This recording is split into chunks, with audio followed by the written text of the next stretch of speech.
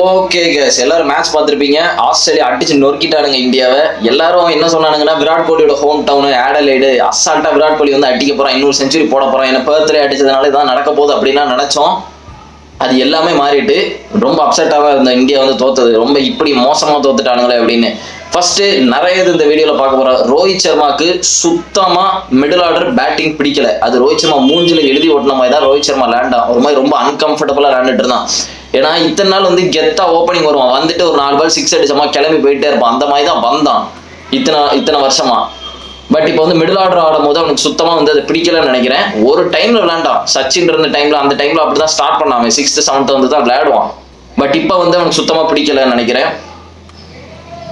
எனக்கு தெரிஞ்சவன் திருப்பியும் ஓப்பனிங் தான் வரணும். எனக்கு தெரிஞ்சு ரோஹித் சர்மா திருப்பியும் ஓப்பனிங் தான் வரணும். அப்படி இல்லாட்டி ரோஹித் சர்மா டீம்ல இருக்கக்கூடாது. மிடில் ஆர்டர்ல இருந்தாலும் ரோஹித் சர்மா வெளியே இருக்கணும். எதுக்கு ரோஹித் சர்மா வந்து 6th விளையாண்டு உள்ள இருக்கணும்?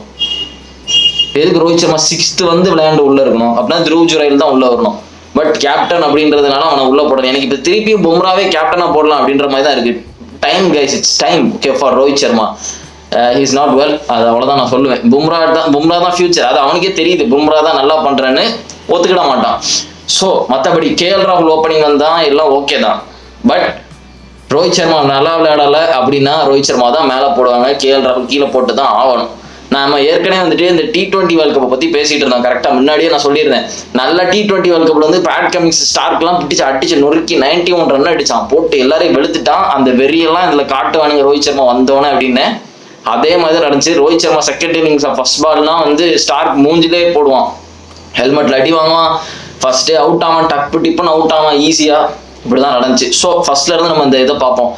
ஆடலைட்ல இந்த மேட்ச் நடந்துச்சு. பிங்க் பால் டெஸ்ட் நைட் எல்லாம் நடக்கும், எல்லாருக்குமே தெரியும். டாஸ் நம்ம தான் ஜெயிச்சோம். ரோஹித் சர்மா அடிச்சோட பேட்டிங் தான் எடுக்கிறேன் அப்படின்னா பேட்டிங் தான் எடுத்தானுங்க. ஃபர்ஸ்ட் பாலே ஜெய்ஸ்வால் டக் அவுட். மிச்சல் ஸ்டார்க்கு பக்கா ரிவெஞ்ச். ஃபர்ஸ்ட் மேட்ச்ல அவனை எப்படி டூ ஸ்லோ வயசானவன் அப்படி எப்படின்னாங்களோ எல்லாத்தையும் சூத்த மூட வச்சுட்டான். சொல்ல போனா மிச்சல் ஸ்டார்க்கு வந்து 6 விக்கெட் ஃபர்ஸ்ட் இன்னிங்ஸ்ல மிரட்டி பயமுறுத்திட்டான் இந்தியாவே. அப்படி ஜெயஸ்வால் வந்தோடனே first golden duck first ball. எவன் வந்து டூ ஸ்லோன்னு சொன்னானோ அவனே கோல்டன் டக் எடுத்துட்டான். அதுக்கப்புறம் என்ன, கேஎல் ராகுலும் சுமன் கில்லும் கொஞ்ச நேரம் லேண்டுட்டு தான் இருந்தாங்க, நல்லா தான் லேண்டானுங்க. அதுக்கப்புறம் டக்குன்னு பிரேக் ஆயிட்டு ஈஸியா பிரேக் ஆயிட்டாங்க. அதுக்கப்புறம் விராட் கோலி பத்தி ஒன்று சொல்றோம். விராட் கோலி எப்படி அவுட் ஆனானோ ஃபர்ஸ்ட் டெஸ்ட் மேட்ச்ல அதே மாதிரி தான் இந்த டெஸ்ட் மேட்ச்ல அவுட் ஆனான். மிச்சல் ஸ்டார்க் பாலுக்கு ரொம்ப சிம்பிளா அவுட் ஆனான். அதே மாதிரி யோசிச்சுக்கிட்டே ஹாஃப் ஹிட் தான், அடிக்கலாமா வேண்டாமான்ற மாதிரி யோசிச்சு அடிச்சான், அவுட் ஆயிட்டான். மீதி எல்லாருமே வந்துட்டு அவுட் ஆயிட்டு போறாங்க. ரிஷப் பண்ட் வரான், அவன் எப்படி ரிஷப் பண்ட் எப்படி விளையாடுவான்னு எல்லாருமே தெரியும். காக்கியா விளையாடுவான், வந்தவன் ஒரு 4 சுத்துவான், கிளம்பி போயிடுவான். ரிஷப் பண்ட்டுக்கு அடுத்து ரோஹித் சர்மா வரான். ரோஹித் சர்மாக்கு சுத்தமா ஐடியாவே இல்லை. ஏன்னா இத்தனை நாள் வந்துட்டு ஓப்பனிங் வந்துட்டு இப்போ வந்து நடுவில் ஒரு ஏதோ ஒரு அன்கம்ஃபர்டபுளான பிளேஸ்ல வந்து விளையாடுறான், முடிஞ்சிச்சு. உண்மையிலே யார் இந்தியன்ல இப்ப நல்லா விளையாடுறா அப்படின்னு கேட்டீங்கன்னா யங்ஸ்டர்ஸ் தான் நல்லா விளையாடுறாங்க. சொல்ல போனா முக்கியமா நிதிஷ்குமார் ரெட்டி சூப்பரா விளையாடுறான். 40, 41 அந்த மாதிரி அடிச்சுக்கிட்டே இருக்கான். அதுவும் இல்லாம நான் ஏன் நல்லா விளையாடுறான் அப்படின்னு சொன்னேன், நான் ஆஸ்திரேலியன் பிச்சில் விளையாடுற மாதிரியே, எப்படி சொல்றது, ஆஸ்திரேலியன் பிச்சில் விளையாடுற மாதிரி இல்லை, ஏதோ ஒரு இந்தியன் பிச்சில் விளையாடுற மாதிரி இருக்கு அவன் ஆடுறத பார்த்தா. வந்தோன்னு கான்ஃபிடென்ட்டா கவர் டிரைவ் அடிக்கிறதா பாருங்க, சீனா இருக்கும். நிதிஷ்குமார் ரெட்டி அடிக்கிற கவர் டிரைவ் எல்லாம் சீனா இருக்கும். மற்றபடி பார்த்தீங்கன்னா ஜுரேல் இல்லை, நான் வாஷிங்டனுக்கு பதிலாக அஸ்வின் வந்தாரு. அஸ்வினை எதுக்கு கொண்டு வந்தாங்கன்னு எனக்கு தெரியல. அஸ்வினை நீங்க ஆஸ்திரேலியா கொண்டு வரணும்னா அதுக்கு ஜடேஜாவே போடலாம். அஸ்வினை ஆஸ்திரேலியா கொண்டு வரணும்னா அதுக்கு நீங்க ஜடேஜாவே போடலாம். எனக்கு தெரிஞ்சு அஸ்வினுக்கு ஒன்றும் பயங்கரமான ரெக்கார்டு அப்படின்னா ஒன்றும் இல்லை. அதுக்கு நீங்க ஜடேஜாவது போடலாம். பேட்டிங்காவது கொஞ்சம் யூஸ் ஆகும். சொல்ல போனா யாரு 2 பேர்ல பெட்டரான பேட்ஸ்மேன் அப்படின்னு கேட்டீங்கன்னா நான் ஜடேஜா தான் சொல்லுவேன். என்னதான் வந்து அஸ்வின் செஞ்சுரி அப்படி இப்படின்னு போட்டாலும் ஜடேஜா தான் பெஸ்ட் பேட்ஸ்மேன். அஸ்வினும் விக்கெட் எதுவும் எடுக்க மாட்டார் ஆஸ்திரேலியாவில். அவருக்கு ஆஸ்திரேலியாவில் ஒன்றும் பயங்கரமான ரெக்கார்ட்லாம் எதுவுமே கிடையாது. அதுக்கு நீங்கள் ஜடேஜாவே உள்ள கொண்டு வரலாம். ஏன்னா பேட்டிங்கும் ரொம்ப வீக்காக இருக்கு. Maybe he can help it, அப்படிதான் நான் சொல்லுவேன். அப்படின்ற மாதிரி தான் இருந்து. மற்றபடி பார்த்தீங்கன்னா நம்ம வந்துட்டான் டிராவிஸ் ஹெட் இருக்கான் பார்த்தீங்களா. இவனுக்கு இந்தியா அப்படின்னாலே ஒரு பிரச்சனை இருக்கு. டிராவிஸ் ஹெட்டை பற்றி நமக்கு எல்லாருக்குமே தெரியும். இவனுக்கு இந்தியா அப்படின்னு எழுதி ஒட்டிட்டாலே அவன் பேய் மாதிரி விளையாடும். 140 ரன்னு மனுஷ மாதிரி விளாண்டான். மெக்ஸ்வீன் இன்னைக்கு இந்த வாட்டி கொஞ்ச நேரம் நின்றுட்டான். ஃபர்ஸ்ட் இன்னிங்ஸ்ல கொஞ்ச நேரம் நின்றுட்டான். அதுக்கப்புறம் லபுஷேனும் நின்றுட்டான்.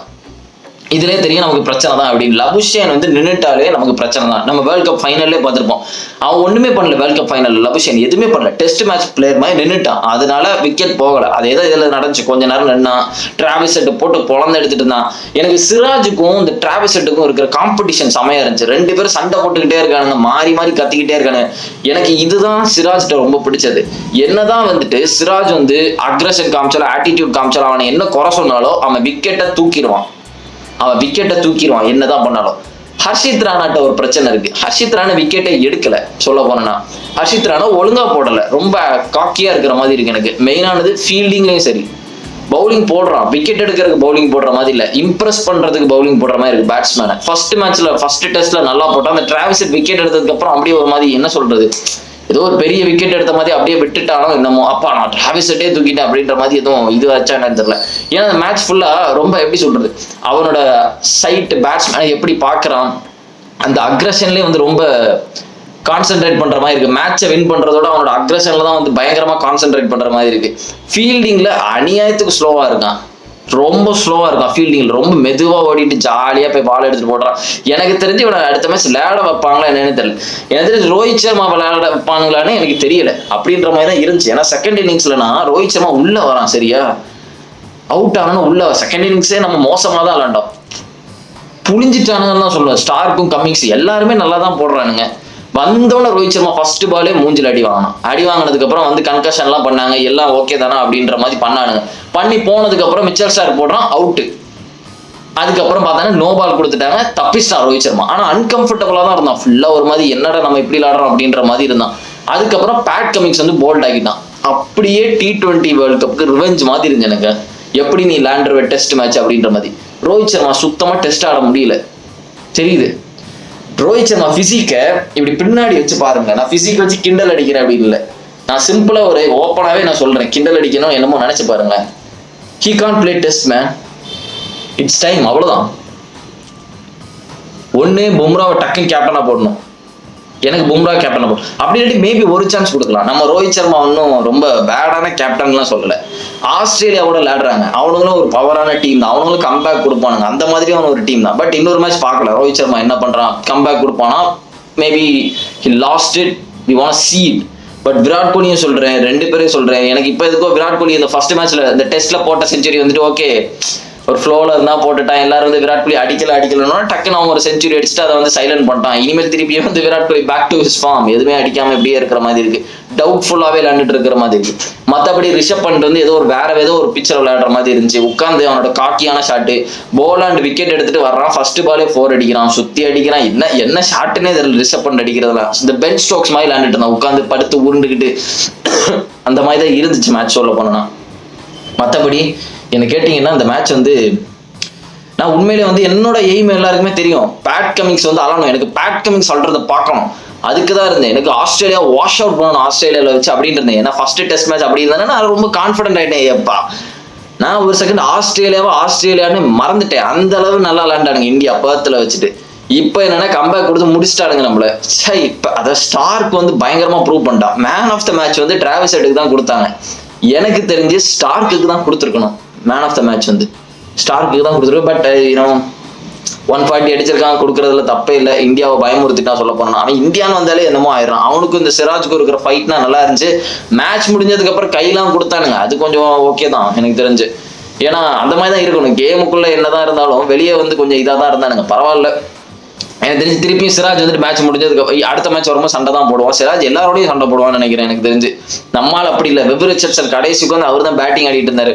அதாவது செகண்ட் இன்னிங்ஸ்ல எப்படி வந்துச்சு அப்படின்னா 18 அடிச்சா வின், அப்படி 19 அடிச்சா வின் அப்படின்ற மாதிரி இருக்கு. 19 ரன் அடிக்க அவனுக்கு வந்துட்டு போறானுங்க நம்மள அடிக்கிறதுக்கு. ரோஹித் சர்மா கொஞ்சம் ஆஃப்ல தான் இருந்தான். அவன் வந்து ஃபேஸ்லேயே தெரியுது, he doesn't like playing in middle order. சிம்பிளானது. எனக்கு தெரிஞ்சு maximum next match Rohit Sharma மேலதான் போட போறானுங்க. மேபி KL ராகுல் ஒரு வாட்டி கிளிக் பண்ணலாம். கிளிக் ஆச்சு, நமக்கு பார்த்துருப்போம் நல்லா விளாண்டா. உடனே எல்லாரும் வந்துட்டு KL ராகுல் மேலே போடுங்க எல்லாம் ஓகே தான். பட் ரோஹித் சர்மா நல்லா விளையாடாட்டி KL ராகுல தான் திருப்பியும் கீழே கொண்டு வருவாங்க, வேற வழியே இல்லை. ஏன்னா ரோஹித் சர்மா தான் கேப்டன். இப்போ ரோஹித் சர்மா கேப்டன் இல்லைன்னு வச்சுக்கோங்களேன், சரி ஓகே, ரோஹித் சர்மா மிடில் ஆர்டர்ல நல்லா விளையாடலையா, வெளியே போட்டு ட்ரூ ஜுரையில எடுத்துட்டு வாங்க அப்படின்ற மாதிரி தான் இருக்கும். இப்ப ரோஹித் சர்மா கேப்டன் அப்படின்றதுனால அவன் நல்லாவும் விளையாட மாட்டேங்கிறான். அப்படின்றதுனாலே அவன் வந்து மேல திருப்பி போட வேண்டியதா இருக்கு. சான்ஸ் இருக்கு. மேக்ஸிமம் எனக்கு தெரிஞ்சு கேபால நடக்க போகுது நெக்ஸ்ட் டெஸ்ட் இல்லையா, கேபா எல்லாருக்குமே தெரியும். கேபால நடக்கிறதால முன்னாடி தான் போடுவாங்க. நான் எப்படி பாத்தீங்கன்னா எல்லாருமே ஓரளவு டீசெண்டா தான் விளையாண்டா. சுமன் கில்லும் சரி, சுமன் கில் எதுவும் சொல்ல முடியாது. ஆஸ்திரேலியா வந்து பவுலிங் பயங்கரமா தான் போடுறாங்க. சுமன் கில்லும் சரி, ரிஷப் பண்ட் சரி, கேஎல் ஜெயஸ்வால், நிதிஷ்குமார் ரெட்டி, இவங்க எல்லாமே நல்லா விளையாடுறாங்க. நல்லா விளையாடாதது யாரு அப்படின்னு கேட்டேன்னா நம்ம சீனியர் பிளேயர் தான். முக்கியமா ரோஹித் சர்மா, அதுவும் டெஸ்ட்ல ரோஹித் சர்மா ரொம்ப பேடா இருக்கான். இப்படி விளையாட முடியாது ரோஹித் சர்மா வந்து. ஒன்னு அப்படிதான் நான் வந்து ஒன் டே மேட்ச் தான் விளையாடுவேன்னா, ஒன்னு டிராவிஸ் ஹெட் மாதிரி அட்டாக்காக தான் வேணும், பிரெண்டன் மெக்கல்ல மாதிரி. எப்போ அது ரோஹித் சர்மாவுக்கு சொல்லவே தேவையில்ல. அதெல்லாம் வந்தோன்னு ஒரு 4 4 அடிச்சு ஒரு 50ஆவது குயிக் 50 போட்டுட்டாவது கிளம்பிடணும். ஆனா அதுவும் பண்ண மாட்டேங்கிறான். தெரியல கைஸ், நம்ம வந்து நெக்ஸ்ட் மேட்ச் பார்த்து தான் டிசைட் பண்ண முடியும். ஏன்னா ஃபர்ஸ்ட் மேட்ச் பும்ரா கேப்டனா இருந்தா, என்னதான் வந்துட்டு பும்ரா கேப்டனா இருந்து ஒரு டீம் வின் பண்ணாலும் அதை வந்து அவனுக்கு அஃபெக்ட் பண்ணும் ரோஹித் சர்மாக்கு. ஏன்னா அவன் கேப்டனா இருந்து இப்ப தோத்துருக்காங்க இல்லையா. ஸோ அது வந்து வியர்டா இருக்கும் அவனுக்கு. இந்த கௌதம் கம்பீர் என்ன பண்ண போறாருன்னு தெரியல. இப்ப தேர்ட் மேட்சுக்கு இனிமேல் வந்து டெஸ்ட் வந்து டக்குன்னு வரும். ஃபர்ஸ்ட் மேட்ச்சுக்கு அப்புறம் ஒரு பெரிய கேப் வந்துச்சு. இனிமேல் டெஸ்ட் டக்குன்னு முடிஞ்சிடும். ஸோ அந்த கேபால என்ன நடக்கு அப்படின்றதான் பார்க்கணும். இந்த மேட்ச்ல பேசுறதுக்கு வந்து அவ்வளோ பெருசு இல்லை. சொல்ல போனா ஸ்டார்க்கு ஹெட் கம்மிங்ஸ் முடிச்சிட்டாங்க ரிவெஞ்சு. அது அப்படிதான் எனக்கு இருந்துச்சு. ஜெயஸ்வால் வந்துட்டு எஸ்எஸ்வி ஜெயஸ்வால் வந்துட்டு அவ்வளோ ரெஸ்பெக்ட் பண்ண மாதிரி இருந்தது இந்த மேட்ச்ல வந்துட்டு. ஃபர்ஸ்ட் மேட்ச்ல எவ்வளவு ஆட்டிடியூட் காமிச்சிட்டு இருந்தான் தெரியுமா மிச்சல் ஸ்டார்க்கிட்ட. மிச்சல் ஸ்டார்க்கே வந்துட்டு விளையாட விட்டுட்டு இருந்தான், சீன் போட்டுட்டு இருந்தான். ஆனா இந்த இதுல மிச்சல் ஸ்டார் போடுற ஒவ்வொரு பாலுக்கும் சிரிச்சுக்கிட்டே இருந்தான். செகண்ட் இன்னிங்ஸ்ல சொல்றேன், ஃபர்ஸ்ட் இன்னிங்ஸ்ல டக் அவுட் ஆயிட்டான். செகண்ட் இன்னிங்ஸ்ல வந்துட்டு சிரிச்சுக்கிட்டே இருந்தான். அந்த ரெஸ்பெக்டை வந்து கொடுக்குறான். புரியுதா? ஸ்டார்க் ஓகே அப்படின்ற மாதிரி கொடுக்குறான் ஜெயஸ்வால் வந்து. அது நமக்கு தெரியுது, ஸ்டார்க்கோட அந்த வேல்யூ தெரியுது. இப்போ அவனுக்கு ஸ்டார்க் வந்து நினைச்சானா அவன் வந்து ஒரு 5 விக்கெட் எடுத்து மேட்சே முடிச்சிடும் அப்படின்ற மாதிரி தான் ஸ்டார்க் வந்து பவுலிங் பண்ணான். வேணும்னே இந்தியாவை வந்து தோக்கடிக்கணும் அப்படின்ற மைண்ட் செட்ல வந்த மாதிரி தான் இருந்த. மிச்சல் ஸ்டார் போடுற பவுலிங்கை பார்த்து நான் தூக்குறாண்டா அவங்க எல்லாரும் இன்னைக்கு அப்படின்ற மாதிரி தான் இருந்துச்சு. ஆனா அந்த அக்ரஷன்ல தான் இந்த சுமன் கில்ல செகண்ட் இன்னிங்ஸ்ல எடுத்த விக்கெட் எல்லாம் என்ன பால்ரா, அதெல்லாம் சரியான பால். பேட் கமிங்ஸ் ரோஹித் சர்மாவுக்கு போட்ட பால் எல்லாருமே பயங்கரமா இருந்தது. அதுக்கப்புறம் போலாண்ட் ஒரு அண்டர் ரேட்டடான பவுலர். அவனும் கிட்டத்தட்ட ஹேசல்வுட் மாதிரி தான். ஹேசல்வுட் அளவுக்கு இல்லை, ஹீஸ் அண்டர் ரேட்டட், அவ்வளவுதான். எப்பெல்லாம் ஹேசல்வுட் விளையாடலையோ போலாண்ட் வந்து உள்ள விட்டுருவாங்க. போலாண்ட் வந்து ஏதாவது பண்ணி விக்கெட் எடுத்துக்கிட்டே இருப்பாரு. ஸோ எனக்கு தெரிஞ்சு ஆஸ்திரேலியா நல்லா தான் இருக்குது. பட் ஸ்டீஃபன் ஸ்மித்தோட ஸ்டீஃபன் ஸ்மித் டீம்ல இருக்கான் அப்படின்றதே மறந்துட்டேன் கைஸ். என்னதான் நடக்குதுன்னு தெரியல இந்த ஃபேபுக்கு. அதாவது மீதி எல்லாருமே நல்லா தான் விளையாண்டுட்டு இருக்கானுங்க. கேன் வில்லியம்சன் ஒரு பக்கம் இந்த இங்கிலாண்டோட நல்லா விளையாண்டுருக்கான். ஜோ ரூட்டை பத்தி தெரியும். ஜோ ரூட் இன்னைக்கு காலையில கூட ஒரு செஞ்சுரி போட்டான். அதை பத்தி நான் பேசுறேன் இந்த வீடியோ முடியறதுக்கு முன்னாடி. இந்த இந்தியன் ஆஸ்திரேலியன் டாபிக் முடிச்சதுக்கு அப்புறம் அதை பத்தி பேசுறேன். சொல்ல போனா ஸ்டீவ் ஸ்மித் ரொம்ப பேடான ஸ்பாட்ல இருக்கான். என்ன ப்ராப்ளம் போயிட்டு இருக்குன்னு தெரியல. சுத்தமா விளையாட மாட்டேங்கிறான். அதாவது கோலி விளையாடும் போதாவது நமக்கு தெரியும் என்ன பண்ணிட்டு இருக்கான். கோலி வந்து நல்ல மைண்ட் செட்ல இல்லை. ஸ்மித் விளையாடும் எதுவுமே தெரிய மாட்டேங்குது. அவன் ரொம்ப குவாய்ட்டா இருப்பான். ஏலியன் மாதிரி மண்டே ஆட்டிட்டு இருப்பான் கியூட்டா. என்ன நடக்கு அப்படின்னே தெரியல ஸ்மித்துக்கு. மற்றபடி பாத்தீங்கன்னா இந்த மெக்ஸ்வீனி, குவாஜா வேற நான் சொல்றேன்ல, ஆஸ்திரேலியா வந்துட்டாலும் இவனுக்கு தான் விளையாடுறாங்க உட்காந்துட்டு. சொல்ல போனா இந்த டிராவல்ஸ் செட் மட்டும் தான் உட்காந்து அடிச்சுட்டு இருக்கான். மீதி எல்லாமே பவுலர்ஸ் தான் பார்த்துட்டு இருக்காங்க. அவனுக்கு பேட்டிங் நம்ம ஏற்கனவே தெரியும். அவனுக்கு பேட்டிங் லைனப் ஒன்றும் பயங்கரமான பேட்டிங் லைனப்னா இல்லை ஆஸ்திரேலியாவுக்கு. அவனுங்களும் ஒரு ஒஸ்டா தான் இருக்கானுங்க, நம்மள மாதிரி தான் இருக்கானுங்க, வீக்கானது இருக்கு. நம்ம நினைச்சோன்னா நல்ல பேட்டர்ஸை கொஞ்சம் உள்ள கொண்டு வந்தேன்னா ஈஸியா மேட்சை வின் பண்ணலாம். எனக்கு தெரிஞ்சு ரோஹித் சர்மா சுத்த முடிட்டு ஓப்பனிங் வரணும். அதுதான், வேற வழியே இல்லை. ரோஹித் சர்மா ஓப்பனிங் தான் விளையாடணும். ரோஹித் சர்மாலாம் மிடில் ஆர்டர் விளையாட மாட்டான். மிடில் ஆர்டர் விளையாண்டா வெளியே இருக்கணும். நீங்க யோசிக்கலாம், அவர் கேஎல் ராகுல் ஒரு மேட்ச் போட்டோன்னு எல்லாம் இல்ல. கேஎல் ராகுல் எப்போ போட்டாலும் அந்த மாதிரி தான் விளையாட போறான். கேஎல் ராகுல் ஓப்பனிங்கும் விளையாடுவான், மிடில் ஆர்டரும் விளையாடுவான். நம்ம என்ன வேணாலும் என்ன கேட்டீங்களோ கேஎல் ராகுல் அதை பண்ணதான் போறான். அதனால கேஎல் ராகுல் கீழே கொண்டு வருவானுங்க. வேற வழியே இல்லை. ரோஹித் சர்மா தான் ஓப்பனிங். புரியுதா? அவன் விளையாண்டாலும் விளையாடாட்டியும் அவனை ஓப்பனிங் விட்டுருங்க. ஏன்னா அவன் சுத்தமா நல்லா விளையாட மாட்டேங்க, மூட்லேயே இருக்க மாட்டேங்க. அவனை எப்படி நம்ம தூக்கி போய் மிடில் ஆர்டர்ல போடுறது அப்படின்ற மாதிரி தான் இருக்கு எனக்கு. அப்படி இல்லாட்டி அவன் வெளியே போனோம், வேற வழியே இல்லை. ஏன்னா நான் என்ன நினைச்சேன்னா ஆஸ்திரேலியாவில் வச்சு தோக்கணும் 5 மேட்ச் வாஷ் அவுட் பண்ண போறோம் அப்படின்ற மாதிரி காக்கியெல்லாம் யோசிச்சுட்டு இருந்தேன். பட் இப்போ பார்த்தீங்கன்னா டெஸ்ட் மேட்ச் நம்ம வின் பண்ணுவோமா அப்படின்ற மாதிரி இருக்கு. டெஸ்ட் மேட்ச் வின் பண்ணுவோமான்னு இல்லை, 1-1 இருக்கு. நெக்ஸ்ட் மேட்ச் பார்ப்போம் என்ன நடக்குன்னு. ஒரு நல்ல காம்படிஷனாக இருந்தால் செமையா இருக்கு எனக்கு தெரிஞ்சு. இப்போதைக்கு நம்ம டெஸ்ட் வேர்ல்ட் கப் செலக்ட் பண்ணுவோமா செலக்ட் ஆகுமா அதெல்லாம் எனக்கு தெரியல. எனக்கு தெரிஞ்சு 3-2 அப்படின்னு இந்தியா வின் பண்ணா சூப்பரா இருக்கும். வேர்ல்டுலே பெஸ்ட் டெஸ்ட் மேட்ச் அமைஞ்சிடும் இது வந்து 3-2 நினைச்சு பாருங்க. ஏன்னா ரொம்ப நாள் இதுதான் ஃபர்ஸ்ட் டெஸ்ட். பார்டர் கவாஸ்கர் வந்துட்டு 5 டெஸ்ட் வருது. இதுக்கு முன்னாடிலாம் 4-3 அந்த மாதிரி தான் வந்துட்டு இருந்தது. இதுதான் 5 டெஸ்ட். இந்த மாதிரி டைம் வராது திருப்பி. இந்த மாதிரி டைம் வர்றது ரொம்ப கஷ்டம். ஸோ எனக்கு தெரிஞ்சு கேபால இந்தியா எனக்கு தெரிஞ்சு கம்பேக் கொடுப்பாங்கன்னு நினைக்கிறேன். கேபால எனக்கு தோணுது இந்தியா வந்து, ஏன்னா அந்த மேட்ச்க்கு ஓவர் ஹைப் இருந்து ஆடலைடு விராட் கோலி வந்து செஞ்சுரி போடும் அப்படின்னு. விராட் கோலி எதுவுமே பண்ணல சொல்ல போனா. பிங்க் பால் டெஸ்ட்னு வந்தாலே இந்தியா தோத்துறானுங்க. பிங்க் பால்னாலே இந்தியா தோத்துறானுங்க. ஸோ ஆடலைட்ல மேட்ச் வருது, அது எப்படி இருக்குன்னு பார்ப்போம். அது கொஞ்சம் இன்ட்ரெஸ்டிங்காக இருக்கும்னு நினைக்கிறேன். ஏன்னா இந்தியா வந்துட்டு ஃபயராக தான் வருவாங்க. ரோஹித் சர்மா மெயினாக வந்துட்டு கண்டிப்பாக ஞாபகம் வச்சிருப்பேன் அந்த லாஸாக வந்துட்டு. ரோஹித் சர்மாக்கு ஒன்று தான், என்ன ஓப்பனிங் கொடுத்துருங்க நான் பார்த்துக்கிறேன் அப்படின்ற மாதிரி தான் இருப்பான். ஓப்பனிங் கொடுத்துட்டா மேபி வந்துட்டு அவன் மைண்ட் செட் நல்லா இருக்கும் அப்படின்னு எனக்கு தோணுது. மற்றபடி ஆஸ்திரேலியன் வந்து எனக்கு ஒரே ஒரு தான், மரியாதை கொடுக்காம இந்தியா பேட்ஸ்மேன் அடிக்கணும். எஸ்எஸ்வி ஜெய்ஸ்வால் திருப்பி அதே மாதிரி அடிக்கணும். திருப்பி ஃபர்ஸ்ட் மேட்ச்ல உள்ள மாதிரிலாம் அடிக்க மாட்டான். அவனுக்கு இப்போ தெரிஞ்சிடும் ஸ்டாருக்கு வந்து எப்படி பின்னாடியே ஃபாலோ பண்ணி வரதான் போறான் அப்படின்ற மாதிரி. அதுக்கப்புறம் ஹர்ஷித் ராணா உள்ள எடுப்பாங்கன்னு எனக்கு தெரியல. மேபி ஆகாஷ் டீப் போடுறதுக்கு நிறைய சான்ஸ் இருக்கு. அதுக்கப்புறம் நான் இன்னொன்னு சொல்றேன், நிறைய பேர் சிராஜை வெளியே வைக்கணும் இருக்கு. சிராஜை இதுக்கு தான் டீமுக்குள்ள வச்சிருக்காங்க. அந்த மாதிரி ஒரு அக்ரெசிவான பிளேயர் வந்து டீம்ல இருக்கணும், ஒரு ஃபயர் இருக்கணும். டீம் வந்து எப்பெல்லாம் டவுன்ல இருக்கோ மேல வரணும். அதுக்கு தான் சிராஜை வச்சிருக்காங்க. எப்படிதான் இருந்தாலும் அவன் விக்கெட் எடுத்துரும். டிராவிஸ் ஹெட் விக்கெட்டை சூப்பரா பவுலிங் போட்டு அவன் தான் தூக்குனான். டிராவிஸ் ஹெட் விட்டு அவன் 200 போட்டு இன்னும் கொஞ்சம் இந்தியா வள வச்சிருப்பான். அந்த மாதிரி தான் டிராவிஸ் ஹெட் லேண்டா. ஸோ ஹர்ஷித் ராணாவை வெளியே எடுக்க நிறைய சான்ஸ் இருக்கு. நானா இருந்தாலும் அதான் சொல்லுவேன். எனக்கு கொஞ்சம் எனக்கு அவனோட அக்ரஷன் ரொம்ப பிடிச்சிருக்கு. அவன் நல்லா பவுலிங் போடாம நல்லா பவுலிங் போடுறான். நல்லா பவுலிங் போடாத போது ரொம்ப மோசமா இருக்கு அவனை பாக்குறதுக்கு. ஃபீல்டிங் ரொம்ப மோசமா இருக்கு. எனக்கு தெரிஞ்சு ஹர்ஷித் ராணா வந்து போடணும். இனிமேல் வந்துட்டு என்ன பண்ணணும்னா விக்கெட் எடுக்கணும். சிம்பிளானது. எப்போ பார்த்தாலும் ஆட்டிடியூட்லாம் ஒன்றும் காமிக்காண்டா. ஒவ்வொரு பாலுக்கும் சும்மா போய் பேட்ஸ்மேன் மூஞ்செல்லாம் ஒன்றும் பார்க்கணும்னு அவசியம் இல்லை. நல்லா ஒரு பால் போட்டியா பேட்ஸ்மேனை முறை தப்பே இல்லை. நல்ல ஒரு பால் போட்டு பேட்ஸ்மேனை முறைக்கலாம் தப்பே இல்லை. எதுவுமே போடாம சும்மா பார்த்துக்கிட்டே இருந்தேன்னா வேலைக்கே ஆகுது. அவன் டிராவிஸ் ஹெட் போட்டு சூத்தடி அடிச்சுட்டு இருக்கான். இவன் உட்காந்து அவன் மூஞ்சியே பார்த்துட்டு இருக்கான். தேவையில்லையே. அவன் 140 ரன் அடிச்சிட்டான்.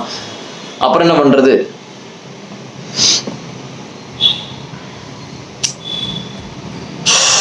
அதாவது ப்ராப்ளம் பார்த்தீங்கன்னா நான் ஏற்கனவே பல வாட்டி சொல்லிட்டேன். டீம் நல்லா விளையாடணும் அப்படின்னா அதுக்கு ரோஹித் சர்மா விராட் கோலி விளையாண்டா உண்டு. ஒண்ணுமே பண்ண தேவையில்ல. விராட் கோலி ஒரு சைடு நின்றுட்டா நம்ம பசங்க யங் பசங்க வந்து நின்றுவானுங்க, பிரச்சனையே இல்லை. ஏன்னா கீழே ஒருத்தன் நிதிஷ்குமார் ரெட்டின்னு ஒருத்தன் இருக்கான். அவன் சூப்பரா விளையாடுறான். அவன் ஏதோ வேற பிச்சர் விளையாடுற மாதிரி விளையாண்டுட்டு இருக்கான். மீதி ரிஷப் பண்டும் நீங்க நல்லா ரிஷப் பண்ட் எப்பவுமே தெரியும். ஒருத்தர் சப்போர்ட் பண்ணா ரிஷப் பண்ட் அடிச்சிருவான். ஒருத்தர் சப்போர்ட் பண்ணா ஈஸியா ரிஷப் பண்ட் அடிச்சிருவான். மீதி லோவர் ஆர்டர்னு பாத்தீங்கன்னா நம்ம கிட்ட எவனுமே உட்காந்துனா நல்லா விளையாட மாட்டோம்.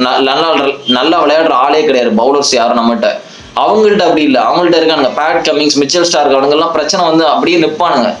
அவனுங்க நம்மளே பார்த்துருக்கோம். ஃபர்ஸ்ட் டெஸ்ட்ல ஸ்டார்க்லாம் நின்று உயர் எடுத்துட்டு இருந்தான். ஒரு 100 பால் ஆடிட்டான் ஸ்டார்க். அதுக்குள்ள நம்ம பேட்ஸ்மேன் அப்படிலாம் கிடையாது. ஸோ அதனால என்ன பண்ணணும் அப்படின்னா இதுதான் எனக்கு தெரிஞ்சு ரோஹித் சர்மா திருப்பி கேப்டனா வரணும். வேற வழியே இல்லை. ரோஹித் சர்மா திருப்பி கேப்டனா வரணும்ன்ற மாதிரி இல்லை. ரோஹித் சர்மா திருப்பி ஓப்பனிங் வரணும். வேற வழியே இல்லை. சாய்ஸே இல்லை. சாய்ஸ்லெஸ் தான். அப்படி இல்லாட்டி இந்த டெஸ்ட் சீரிஸ் முடிஞ்சதுக்கு அப்புறம் கேப்டன்சி மாத்திரம் எனக்கு தெரிஞ்ச நடுவில் மாற்றுவாங்களா அப்படிலாம் தெரியாது. Maybe Rohit Sharma will come back at Gabba. That's what I think. அப்படிதான் நினைக்கிறேன். ஏன்னா அது மைண்ட்ல இருக்கும். ரோஹித் சர்மா அவுட் ஆனது அப்படின்னா அவன் எனக்கு தெரிஞ்சு இதுதான் கேட்க போறான். எனக்கு தயவு செய்து ஓப்பனிங் கொடுத்துருக்கேன், என்னால் விளையாட முடியாது அப்படின்னு.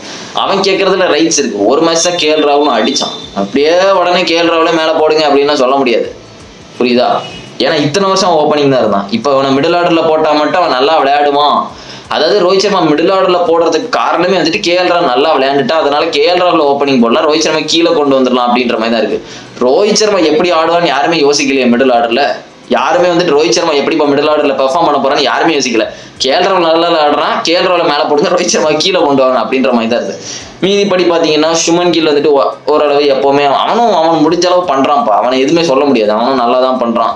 மற்றபடி மற்ற எல்லாருமே நல்லா தான் பண்றானுங்க. ஆஸ்திரேலியா தான் நல்லா விளையாடுறானுங்க. பவுலிங் நல்லா போட்டானுங்க இந்த வாட்டி. பேட்டிங் ஒஸ்டா தான் இருக்கு. இதை நான் சொல்லிக்கிட்டே இருக்கேன். அவனுக்கு பேட்டிங் சரியில்லை. டிராவிஸ் ஹெட் மட்டும் தான் விளையாடுறான். அவன் விளையாண்டுனா சுத்தி இருக்கிற எல்லாரும் கொஞ்சம் நல்லா விளையாடுறாங்க. அதுதான் உண்மை. மற்றபடி ஈஸியா நம்ம பவுலர்ஸ் எல்லாம் தூக்கிடுவானுங்க மற்ற எல்லாரையும். அவன் ஒருத்தன் தான் நின்றுட்டு இருக்கான். ஸ்மித் இது ஒன்றும் பழைய ஸ்மித் என்னைக்கிட்ட விளையாண்டா. இப்பெல்லாம் ஸ்மித் போயிட்டான். அந்த லார்ட்ஸ்லேயே போயிட்டான். அந்த ஆஷஸ்லேயே போயிட்டான் ஸ்மித்லாம். இதெல்லாம் ஸ்மித்தே கிடையாது. வேற எவனோ விளையாண்டுட்டு இருக்கான் உட்காந்து ஸ்மித்துக்கு பதிலாக. மீதிப்படி பார்த்தீங்கன்னா அவங்க வேற எதுவுமே பண்ணலை. ஸோ பார்ப்போம். எனக்கு தெரிஞ்சு மேன் ஆஃப் த மேட்ச் வந்துட்டு ஸ்டார்க்கு தான் கொடுத்துருக்கணும். பட் டிராவிஸ் ஹெட்டுக்கு கொடுத்தாங்க. மேபி அவன் ஒருத்தன் தான் விளையாண்டதுனால கொடுத்துருப்பாங்க என்னமோ. லபுஷேனா நல்லா தான் விளையாண்டான். ஸோ நெக்ஸ்ட் டெஸ்ட் பார்ப்போம். தேர்டு வந்துட்டு பார்க்கலாம். அதுக்கு முன்னாடி தெம்பா பவுமாவோட கம்பேக் சவுத் ஆப்பிரிக்கா வச்சு ஸ்ரீலங்கா பார்த்துட்டு இருந்தீங்கன்னா தெரியும். ஃபர்ஸ்ட் மேட்ச் ஜெயிச்சிட்டானுங்க சவுத் ஆப்பிரிக்கா. தெம்பா பவுமோட கம்பேக். அவனுக்கு இன்ஜுரி இருந்துட்டு அவன் ஒழுங்கா விளையாடுவானா அப்படின்னா விளையாடுற மாதிரி அப்படின்லாம் இருந்துச்சு. அவன் வந்து ஃபிட்னஸ் டெஸ்ட்டுக்கு பாஸ் ஆவானா அப்படின்ற மாதிரிலாம் இருந்துச்சு. வந்து செஞ்சுரிலாம் போட்டான். அதுக்குள்ள ஒரு 70 அடிச்சிட்டான், ஒரு செஞ்சுரி போட்டான், ஒரு 78 அடிச்சிட்டான். இப்போ 48 நாட் அவுட். இன்னைக்கு ஒரு மேட்ச் இருக்கு, அதுல மேக்ஸிமம் செஞ்சுரி போட்டா பயங்கரமா இருக்கும். சரியான கம்பேக் கொடுக்குறான். தெம்பா பவுமா மட்டும் ஃபார்முக்கு வந்துட்டான்னு வைங்களேன், சவுத் ஆப்பிரிக்கா ஸ்ட்ராங் ஆயிரும்.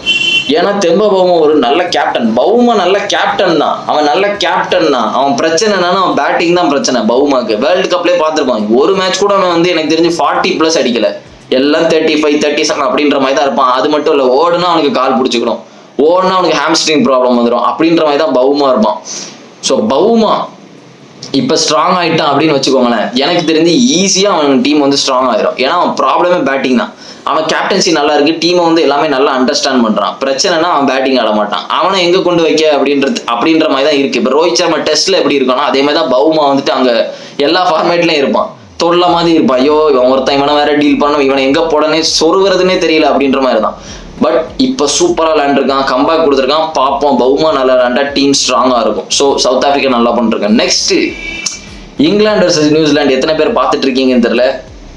ஹாரி புரூக் பொழந்து எடுத்துக்கிட்டு இருக்கான். 2 செஞ்சுரி போட்டான் 2 டெஸ்ட்ல. நியூசிலாந்து நம்மளை அடிச்சுட்டு வரானுங்க. இந்தியாவை வச்சு நம்மளை அடிச்சுட்டு இப்ப நியூசிலாந்துல வச்சு இங்கிலாந்து வந்து அவங்களை தோக்கடிச்சுட்டு இருக்கானுங்க. கேன் வில்லியம்சன் வந்துட்டான், 93 அடிச்சான். Kane Williamson he is looking good. எப்பவுமே கேன் வில்லியம்சன் வந்தாலே அவன் நல்லா தான் விளையாடுறான். மற்றபடி அவனுக்கு டெஸ்ட் மேட்ச் இன்ட்ரெஸ்டிங்கா தான் இருக்கு. பட் நியூசிலாந்து வழக்கம் போல இங்கிலாந்து தோத்துக்கிட்டே இருக்கானுங்க சொல்ல போனா. மற்றபடி எல்லாருமே நல்லா தான் விளையாடுறானுங்க. ஸ்டோக்ஸும் சரி, ஜோ ரூட் மறுபடியும் செஞ்சுரி போட்டுட்டான். பெத்தல் சூப்பரா விளையாடுறான். ஆர்சிபி பெத்தலை வாங்கியிருக்கானுங்க. பெத்தல் வெறும் 21 இயர்ஸ் தான் அவனுக்கு, இருந்தாலும் அவன் சமையல் விளையாண்டா. செஞ்சுரியை மிஸ் பண்ணிட்டான், பட் நல்லா விளையாண்டான். மற்றபடி ஹாரி புரூக்லாம் சரி ஃபார்ம்ல இருக்கான். அவன்லாம் இந்தியான்னு வந்துட்டாதான் ஒரு மாதிரி விளையாடுறானா என்னன்னு தெரியல. ஹாரி புரூக் செம ஃபார்ம்ல இருக்கான். 2 செஞ்சுரி தொடர்ந்து போட்டான். இந்த வயசுல இந்த மாதிரி விளையாடுறான் ஹாரி புரூக்லாம். ஸோ அவனுங்க டெஸ்ட்டும் நல்லா இருக்கு. அவனுக்கு ஏற்கனவே அந்த கதையெல்லாம் கேட்டிருப்பான். மேட்ச் வந்து லேட்டாக இருந்தனால ஃபீஸை வந்து பாதி பிடிங்கிட்டாரு ஜெயசா பிசிசிஐ வந்துட்டுன்னு. நான் எப்படிதான், பட் இருந்தாலும் ரொம்ப ஓவரா போயிட்டாரோ வேணும்னே அப்படின்ற மாதிரி இருக்கு. பட் அப்படி வச்சாதான் வந்துட்டு ஒழுங்கா விளையாடுவானுங்க. ரொம்பலாம் டைம் எடுத்துட்டு இருக்க கூட. இதே மாதிரி தான் முன்னாடி ஒருத்தருக்கு நடந்துச்சு, ஆஸ்திரேலியன் ஜார்ஜ் பெய்லிக்கு அதே மாதிரி தான் நடந்துச்சுன்னு நினைக்கிறேன். ஜார்ஜ் பெய்லிக்கா யாருக்கும் தெரியல. ஜார்ஜ் பெய்லி ஒரு டீசென்டான கேப்டன் தான். ஜார்ஜ் பெய்லியும் டைம் ஏதோ ரொம்ப எடுத்தான் அப்படின்றதுக்காக கேப்டன்சி விட்டு தூக்கிட்டாங்க நினைக்கிறேன். Maybe I'm wrong. ஜார்ஜ் பெய்லியா வேற யாரும் தெரியல. ஏன்னா ஜார்ஜ் பெய்லி தான் ரொம்ப டைம் எடுத்து நான் பார்த்துருக்கேன். ரொம்ப ஸ்லோவா யோசிச்சுட்டு இருப்பான் பெய்லி உட்காந்துட்டு. Maybe Bailey, I think so. மற்றபடி நியூசிலாண்டும் இங்கிலாந்து டெஸ்ட் மேட்ச் நல்லா தான் போயிட்டு இருக்கு. 2 மேட்சும் ஜெயிச்சிட்டானுங்க. நியூசிலாண்டோட பிரச்சனை என்னன்னா நல்லா தான் விளையாடுவானுங்க, கிவ் அப் பண்ணிடுவானுங்க. ஐ மீன் எப்படி சொல்றது, எப்படியா தோத்துருவானுங்க அவனுங்க, டக்குன்னு போயிடுவானுங்க ஒரு மாதிரி. இங்கிலாந்து நல்லா தான் விளையாடுறானுங்க. பட் அவனுக்கு செலக்ட் ஆவானுங்களா டெஸ்ட் வேர்ல்டு கப்லாம் சான்ஸே இல்லை. அவனுங்க அதை பற்றிலாம் கவலைப்படல கைஸ். இப்போ சவுத் ஆஃப்ரிக்கா கொஞ்சம் ஸ்ட்ராங் ஆகிட்டு இருக்கானுங்க. வழியே இல்லை, இந்தியா வந்து எல்லா மேட்சும் ஜெயிக்கணும். அப்படி ஜெயிச்சா மட்டும்தான் நம்ம வந்து டெஸ்ட் வேர்ல்டு கப்புக்கு செலக்ட் ஆகணும். டெஸ்ட் வேர்ல்டு கப்புக்கு செலக்ட் ஆகும். ஸோ பார்ப்போம் கைஸ் என்ன நடக்கு அப்படின்னு. தேர்ட்ல கேபால பார்ப்போம் என்ன நடக்கணும். Okay guys. அதுக்கப்புறம் நான் ஏற்கனவே சொன்ன மாதிரி சேனல் வந்துட்டு இந்த இயர் முடியறதுக்கு முன்னாடி 1000 சப்ஸ்கிரைபர் அடிக்கணும்னு. ஸோ அதுக்காக சேனல் சப்ஸ்கிரைப் பண்ணுங்க. Okay, so see you in the video and remember it, always be a top chef.